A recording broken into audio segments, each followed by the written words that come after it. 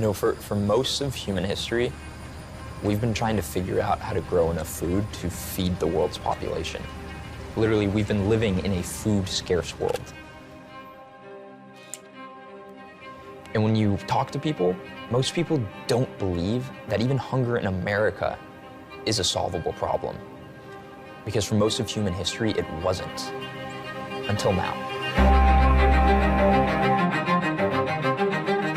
Members of the National Guard are being deployed across the country. 17 million more Americans could now face hunger because of the coronavirus pandemic. More families are struggling to afford basic necessities. There are these students making a big impact. Could they be the ones to tackle this crisis? Tonight, young people across this country answering the call.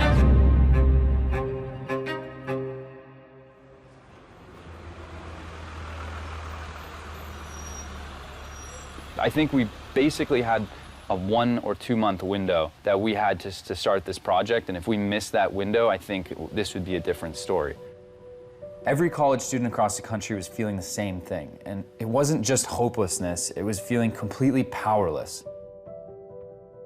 A lot of college kids were in a similar situation of wanting to find a way to go out and help, but then not being able to leave our houses.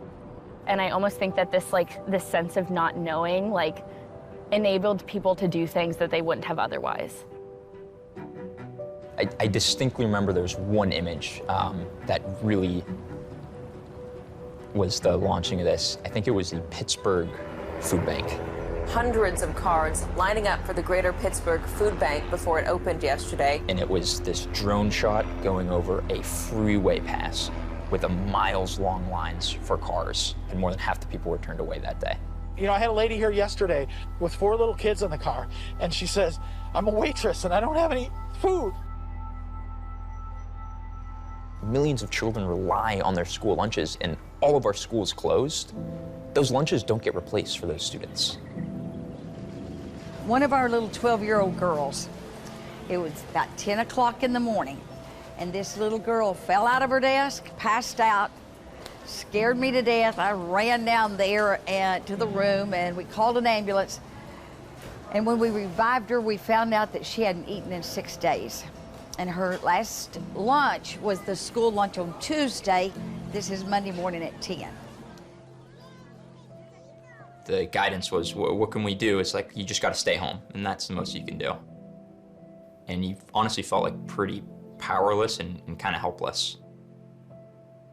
And when we then saw that that crisis was happening at our local food bank, and they were going to have to close their doors if they couldn't get more food, that's when this thing became really real for us. My mom was sewing masks for people because there was a mask shortage. There was this PPO shortage. And so the goal at the beginning was to just help in some way. The most amazing thing that sort of confused us, and it almost didn't know how to make sense of it, was at the same time that we were reading about these mile-long lines at food banks and these food shortages, grocery stores being out of food, we were simultaneously reading articles about farmers being forced to throw away millions and millions of pounds of food every single day. This footage of millions of bananas going to waste, hundreds of thousands of watermelons being smashed, millions of gallons of milk being poured down the drain. And at some point, we were like, you know what, we need to do something. We can't just sit here. We just said, let's connect one farm to one food bank.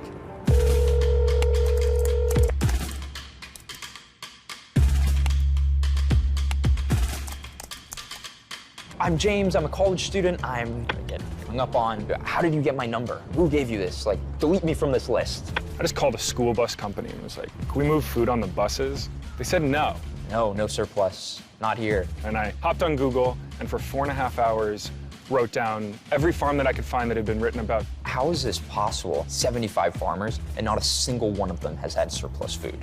Talking to all these farmers, they don't have anything, and yet I'm reading, of this massive surplus. Oh no, it's not just that this is hard, but we were actually totally wrong about this whole thing.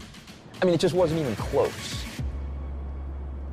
Just when we were losing hope on this idea, that was when the problem started to get worse. 1/3 of college students are food insecure. I guarantee you, people don't know that.